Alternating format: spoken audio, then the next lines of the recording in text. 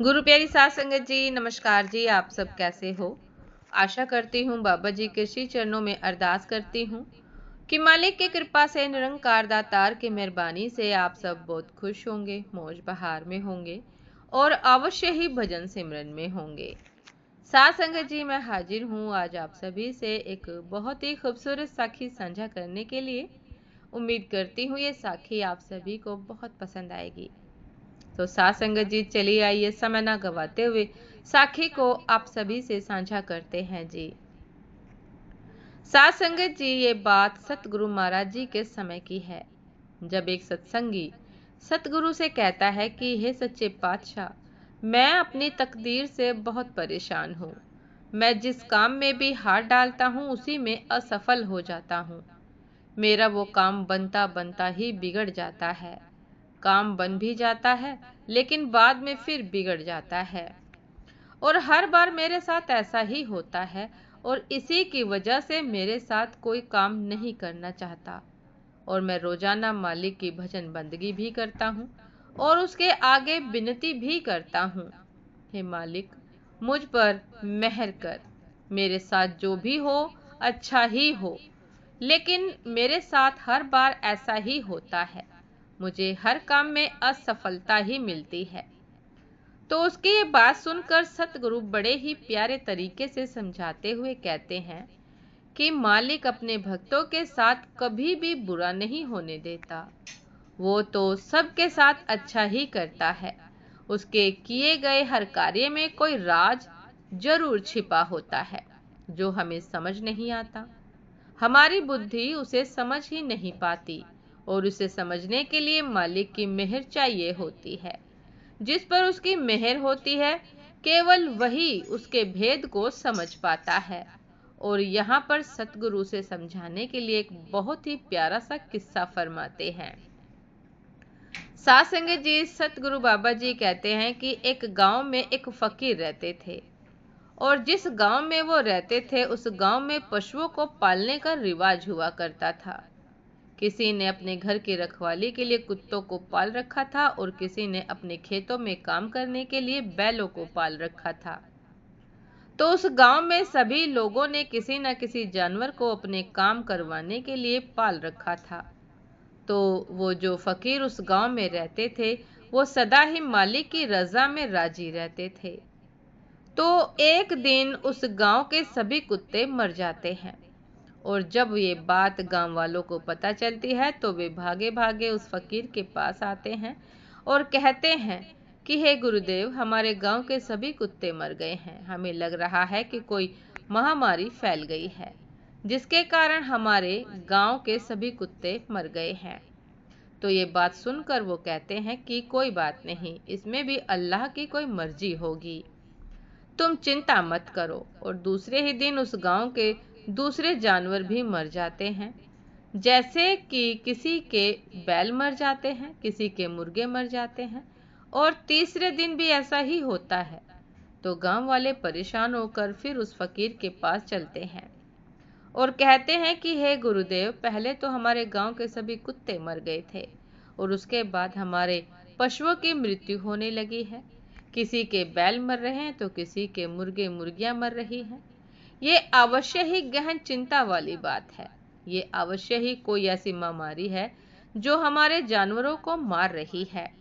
हमें जल्दी से जल्दी इसका कोई उपाय करना होगा, नहीं तो हमारा बहुत नुकसान हो जाएगा, क्योंकि इसके बिना हमारे काम रुक जाएंगे। हमारी खेती हमारे बैलों की वजह से ही होती थी और कुत्ते हमारे घरों की रखवाली किया करते थे, लेकिन अब तो सभी जानवर मर गए। अब हमें अपनी चिंता सताने लगी है कि कहीं ये महामारी हम इंसानों में ना आ जाए। तो कृपया हमें इसका कोई उपाय बताएं कि हमें अब क्या करना चाहिए। तो उनकी ये बात सुनकर वह फकीर कहता है कि इसमें चिंता करने वाली कोई बात नहीं है। आप इतनी चिंता क्यों कर रहे हैं? वो अल्लाह मालिक जो सृष्टि को चला रहा है, क्या उसको इसके बारे में नहीं पता? क्या उसे हमारी परवाह नहीं है? वो सब जानता है और ये जो भी हो रहा है इसमें उसकी कोई मर्जी होगी, इसलिए हमें कोई चिंता नहीं करनी चाहिए। हमें सब कुछ उसके ऊपर छोड़ देना चाहिए, क्योंकि होता तो उसी की मर्जी से है।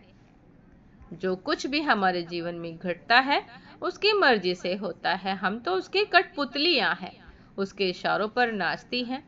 तो उस फकीर की ये बातें सुनकर कुछ गांव वाले नाराज हो जाते हैं। कोई कहते हैं कि पिछली बार भी जब ऐसा ही हुआ था तब भी इन्होंने ऐसा ही कहा था कि सब कुछ उस मालिक की मर्जी से हो रहा है, जबकि ऐसा कैसे हो सकता है?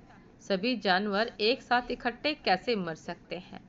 और हमारा इतना नुकसान हो गया है और ये ऐसी बातें कर रहे हैं। तो कुछ गांव वाले नाराज होकर वहां से चले जाते हैं। और उसके कुछ दिनों बाद ही रात के समय उस गांव में डाका पड़ जाता है। डाकू लूट मार करते करते उस गांव में भी आ जाते हैं। रात का समय होता है, तो जब वो दूसरे गांव से लूट मार करके इस गांव में प्रवेश करते हैं और देखते हैं कि पूरा का पूरा गांव वीरान पड़ा है। यहाँ पर कोई हलचल नहीं हो रही है। गांव में कोई कुत्ता दिखाई नहीं दे रहा, कोई बैल नहीं दिखाई दे रहा है। तो ये सब देखकर जो डाकुओं का सरदार होता है वो कहता है कि ये गांव वीरान पड़ा है, लगता है यहाँ कोई नहीं रहता, चलो आगे बढ़ते हैं, किसी दूसरे गांव में जाकर लूट पार करते हैं। किसी दूसरे गांव में जाकर ही लूटपाट करते हैं।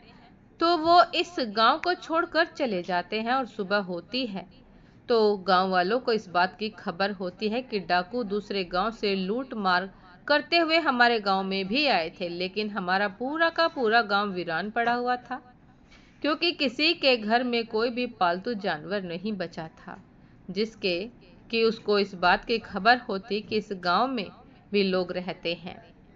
तो जब ये बात गांव वालों को पता चलती है तो वे भागकर उस फकीर के पांव पकड़ लेते हैं और सभी उनके पास इकट्ठे हो जाते हैं।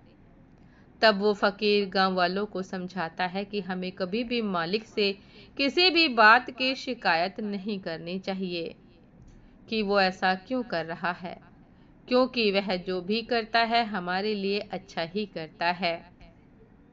अगर वो हमें मार भी डालता है तो उसमें भी हमारी अच्छाई ही छिपी होती है। वह मालिक हमें इसलिए मृत्यु नहीं देता कि हमारा समय संसार में पूरा हुआ, वह हमें इसलिए मृत्यु देता है कि उस समय हमारा मर जाना ही हमारे लिए अच्छा होता है, इसलिए वो हमें मृत्यु देता है। और इंसान कभी कभी उसकी वजह को नहीं समझ सकता, क्योंकि जो बच्चा पेट में होता है अभी 4 ही महीने हुए होते हैं और वो मालिक बच्चे में जान डाल देता है और हम माँ के पेट में बिना श्वास के रहते हैं। जो हमें बिना श्वास के माँ के पेट में रख सकता है और हमें बिना मुंह के माँ के पेट में भोजन दे सकता है, क्या वो इस संसार में हमारी रखवाली नहीं कर सकता? क्या उसको नहीं पता कि हमारे लिए क्या अच्छा है, हमारे लिए क्या बुरा है? हम किस बात की उसके आगे शिकायत करते हैं? वह जो भी करता है हमारे लिए अच्छा ही करता है। हमें तो केवल उसका शुक्र करना चाहिए, उसकी रजा में राजी रहना चाहिए। और जो शुक्र नहीं करता उसके ऊपर से वो मालिक अपनी दया मेहर का हाथ खींच लेता है। तो साथ संगत जी, हमें जिंदगी में कभी भी मायूस नहीं होना चाहिए, सदा ही उसका शुक्र करना चाहिए। जो भी उसने हमें दिया है हमें उसका शुक्र करना चाहिए। दुख में भी उसका शुक्र करना चाहिए और सुख में भी उसका शुक्र करना चाहिए। हमें कभी भी उसके आगे किसी भी बात की शिकायत नहीं करनी चाहिए कि हमारे साथ अच्छा नहीं हुआ, क्योंकि हमारी बुद्धि उसकी वजह को समझने के काबिल नहीं है। ये बात तो केवल वही समझ सकता है जिस पर उसकी दया मेहर होती है। अंत में सतगुरु कहते हैं, तो जिंदगी में कभी भी हमें मायूस नहीं होना है, परेशान नहीं होना है, उसकी दी गई बातों का शुक्र करना है, उस मालिक के भजन बंदगी के लिए वक्त निकालना है। लेकिन हम तो शिकायतों से भरे रहते हैं। अगर हमारे कुछ पैसे कहीं गिर जाते हैं तो हम शिकायत करने लग जाते हैं, अगर हमारा कोई नुकसान हो जाता है तो हम शिकायत करने लग जाते हैं, जबकि हमें तो उसका शुक्र करना चाहिए। क्योंकि जब हमारा कोई नुकसान होता है तो उसमें भी उस मालिक की रजा होती है, उसमें भी हमारे लिए अच्छा छिपा होता है जो हमें दिखाई नहीं पड़ता। और अगर मालिक हमारे लिए एक रास्ता बंद करता है तो 10 रास्ते खोल भी देता है। ये विश्वास, ये भरोसा हमें मालिक पर होना ही चाहिए। साथ संगत जी, ये थी आज की एक बहुत ही खूबसूरत साखी। उम्मीद करती हूँ ये साखी आप सभी को बहुत पसंद आई होगी। यदि पसंद आई हो साथ संगत जी तो लाइक, कमेंट, शेयर करना ना भूलिएगा। चैनल पर जो भी नए हैं कृपा करके सब्सक्राइब कर लीजिएगा ताकि चैनल पर मिलने वाली सभी शब्द साखियों के अपडेट आप सभी को समय पर मिलती रहे। साथ संगत जी, आप हमें इंस्टाग्राम पर भी फॉलो कर सकते हैं। इंस्टाग्राम का लिंक डिस्क्रिप्शन बॉक्स में दिया गया है। तो साथ संगत जी, दासी को भी आज्ञा दीजिए। आपसे फिर मुलाकात होती है एक नए शब्द साखी के साथ, एक नए खूबसूरत विचार के साथ। तब तक के लिए नमस्कार जी। सदा खुश रहिए, मुस्कुराते रहिए, भजन सिमरन अवश्य करते रहिए, मालिक की रजा में राजी रहिए। भरोसा रखिए कि परमात्मा जो भी हमारे साथ कर रहे हैं हमारे लिए वही सबसे बेहतर है। ये दृढ़ विश्वास अपने मन में बना लीजिए। नमस्कार जी।